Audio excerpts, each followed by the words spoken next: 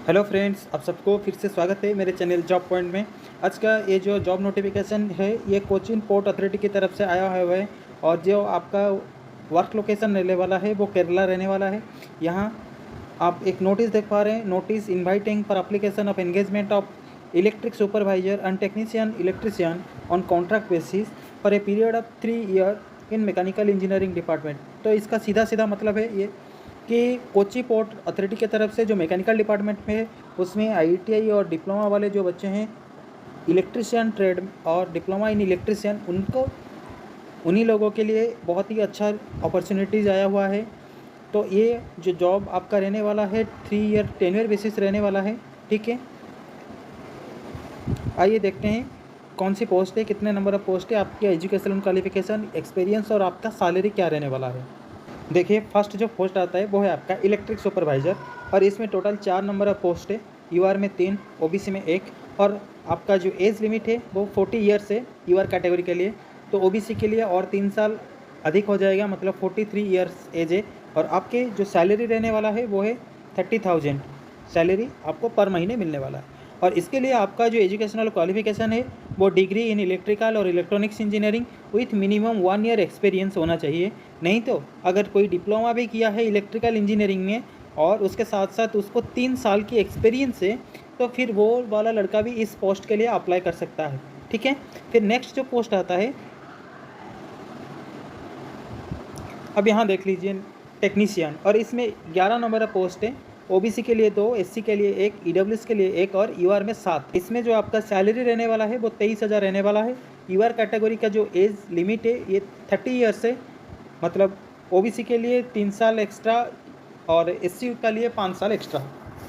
तो इसमें आपका जो एजुकेशनल क्वालिफिकेशन रहने वाला है वो IT in electrician trade with minimum 2 year experience होना चाहिए। और थोड़ा जान लेते हैं इस रिक्रूटमेंट के बारे में। यहाँ पर आप देख लीजिए, the contract will be purely for 3 year only, मतलब ये जो जॉब आपका रहने वाला है वो 3 साल के लिए ही रहने वाला है। जैसे 3 साल कंप्लीट होगा, हो सकता है वो आपको आगे के लिए एक्सटेंड करें। नहीं, इस फॉर्म को आपको आवेदन कैसे करना है, इस फॉर्म को आवेदन करने के लिए आपको ऑफलाइन अप्लाई करना पड़ेगा और इसका जो लास्ट डेट है वो ऑफलाइन फॉर्म रिसीव होने का लास्ट डेट 26 अगस्त है। इससे पहले आपका फॉर्म उनका ऑफिस पर पहुंचना चाहिए। ठीक है, तो आपका जो पोस्ट के लिए आप अप्लाई करेंगे, जो एनवलप है, एनवलप के ऊपर आपको ऐसे लिखना है application for the post of, यहाँ पर आपको लिखना है।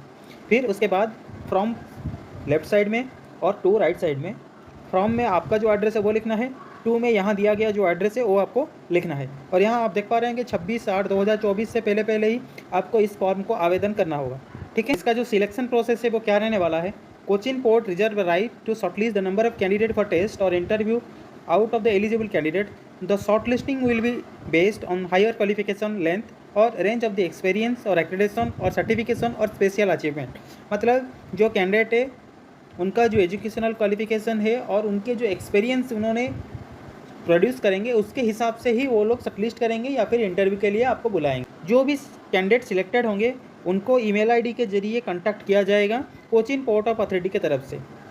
और इस फॉर्म आवेदन करने के बाद इस नोटिफिकेशन के बारे में कुछ चीज़ जानना है तो आपको यहाँ नीचे दिया गया जो फ़ोन नंबर है उस फ़ोन नंबर पर ऑफिस आवर, मतलब सुबह 9:30 से लेकर शाम को 5:30 बजे के बीच कॉल करके आप जान सकते हैं आपका इंटरव्यू एग्ज़ाम कब होगा, कैसे होगा, ये सब चीज़ आपको उसके बाद अगर आप जानना चाहते हैं तो वो लोग आपको बता देंगे। नेक्स्ट जो पॉइंट है, the application should contain the latest curriculum vitae, attested copy of certificate and one latest passport size photo. Candidate should bring all the original certificate and testimonial for the verification at the time of test or interview। मतलब आपके पास जो जो चीज़ है उसका original आपको जब skill test या फिर आपकी इंटरव्यू लिया जाएगा उस टाइम पर आपको प्रोड्यूस करना पड़ेगा। अभी देख लीजिए, ये उसका फॉर्म है और इस फॉर्म को आपको फिलअप करके वहाँ पर भेजना है। ठीक है, पहले आपका नाम, इसको ब्लॉक लेटर में ही फिलअप करना, ये ज़्यादा बेहतर रहेगा। फिर आपके पिताजी के नाम, आपका एज और आपका डेट ऑफ बर्थ, फिर आपका जो जेंडर है। फिर उसके बाद आपका मैरिटल स्टेटस, आपका रिलीजन और कास्ट, आपकी जो कास्ट आप बिलोंग करते हैं वो आपको लिखना है, एससी एसटी ओबीसी या फिजिकल हैंडीकैप हो या ईडब्ल्यूएस है। फिर आपके एड्रेस, जो परमानेंट एड्रेस है वो वाला एड्रेस आपको लिखना है। फिर आपका फ़ोन नंबर, फिर आपकी ईमेल आईडी। देखिए, फिर उसके बाद आता है आपका एजुकेशनल क्वालिफिकेशन। यहाँ पर एक चीज़ मैं को बताना चाहूँगा, यहाँ पर 3 कॉलम देख पा रहे हैं, मगर इससे भी ज़्यादा आपके एक्सपीरियंस होंगे, एजुकेशनल क्वालिफिकेशन होंगे, तो वो आप कैसे लिखेंगे, कहाँ पर लिखेंगे। यहाँ नीचे एक इन्फॉर्मेशन दिया गया है, देख सकते हैं आप। Attested copy of mark list and certificate to be attached, मतलब आपका जो भी डॉक्यूमेंट्स आप यहाँ पर लिखेंगे, जो मेन चीज़ें हैं, मतलब आपका जो मिनिमम क्वालिफिकेशन है वो आप भर लीजिए, बाकी जो चीज़ें आप उसको थोड़ा इग्नोर कर लीजिए, ठीक। देखिए फिर इसके बाद आता है आपका यहाँ पर डिटेल्स ऑफ एक्सपीरियंस, आपका सीरियल नंबर, आपकी डेजिग्नेशन क्या था, कौन सी ऑर्गेनाइजेशन में काम कर रहे थे, फिर उसके बाद वो सेंट्रल गवर्नमेंट था, स्टेट गवर्नमेंट था, अंडरटेकिंग था, और आपका जो पीरियड कब से लेकर कब था। फिर self attested copy of experience भी आपको इसके साथ साथ अटैच करना पड़ेगा इस फॉर्म में। बाद आता है आपका लैंग्वेज नोन, आप कौन से लैंग्वेज बोल सकते हैं वो आपको एक एक करके लिखना है। फिर उसके बाद आप कौन से लैंग्वेज लिख सकते हैं वो आपको एक एक करके लिखना है। फिर उसके बाद आता है अदर अचीवमेंट। अदर अचीवमेंट में आप कुछ इन्फॉर्मेशन प्रोवाइड करना चाहते हैं इसके अलावा, तो आप वो चीज़ यहाँ पर साफ साफ लिख सकते हैं।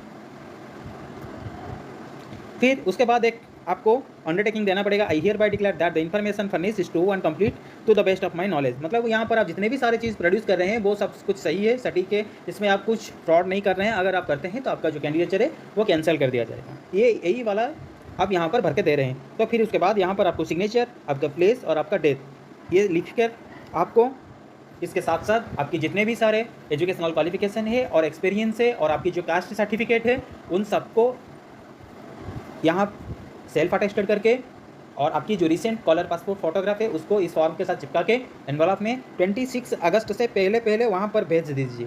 तो इसीलिए जितना उतना बेहतर होगा, आप जितना जल्दी यहाँ पर पोस्ट कर देंगे तो वो आपके लिए सेफ़ रहेगा। ऐसे ही मेरे चैनल में बने रहिए। आगे आने वाले वीडियो जॉब नोटिफिकेशन पाने के लिए मेरे चैनल को सब्सक्राइब कीजिए। Thanks for watching my channel job point.